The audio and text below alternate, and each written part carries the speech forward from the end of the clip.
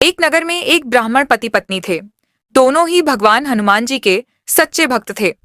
ब्राह्मणी का नियम था कि वह हर मंगलवार को हनुमान जी के भोग लगाने के बाद ही भोजन करती थी। उनकी शादी को कई बरस हो गए, लेकिन उन्हें संतान सुख नहीं मिला। इससे दुखी होकर एक दिन ब्राह्मण घने वन में जाकर तप करने लगा। घर पर ब्राह्मणी नियम धर्म से रहने लगी।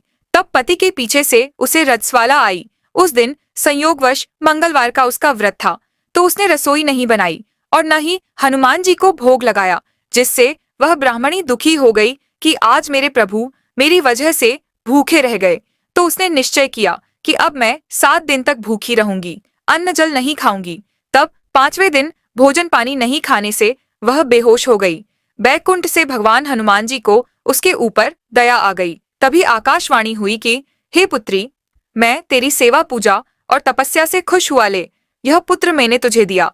तभी वहां एक सुंदर नवजात पुत्र आ गया। पुत्र पाकर ब्राह्मणी बहुत खुश हो गई। उसने उसका नाम मंगल रखा। तब 5 साल बाद एक दिन ब्राह्मण वन से घर लौटा। उसने पूछ किया किसका पुत्र है, तो ब्राह्मणी बोली कि स्वामी, हमारी भक्ति से खुश होकर हनुमान जी भगवान ने हमें पुत्र दिया है। लेकिन पति को यकीन नहीं हुआ। वह मन ही मन सोचने लगा कि मेरी पत्नी चरित्रहीन है, अपना पाप छुपाने के लिए झूठ बोल रही है। दूसरे दिन जब ब्राह्मण तालाब पर नहाने जा रहा था, तो ब्राह्मणी बोली कि सुनो जी, आप हमारे पुत्र को भी तालाब पर स्नान करवा लाना। तब ब्राह्मण ने अपने पुत्र को तालाब में गिरा दिया और घर आ गया।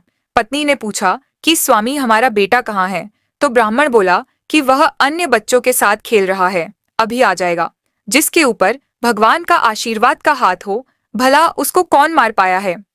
भगवान हनुमान जी ने बच्चे को बचा लिया। थोड़ी देर में मंगल घर आ गया। मंगल को जीवित देख ब्राह्मण को बहुत आश्चर्य हुआ। उसी रात को हनुमान जी भगवान ने ब्राह्मण को स्वप्न में दर्शन देकर कहा कि हे पुत्र, तुम दोनों की भक्ति से खुश होकर मैंने ही यह पुत्र दिया था। सुबह जब ब्राह्मण सोकर उठा तो उसे रात्रि वाले स्वप्न की बात याद आई। अब दोनों पति पत्नी अपने पुत्र का प्यार से लालन पालन करने लगे।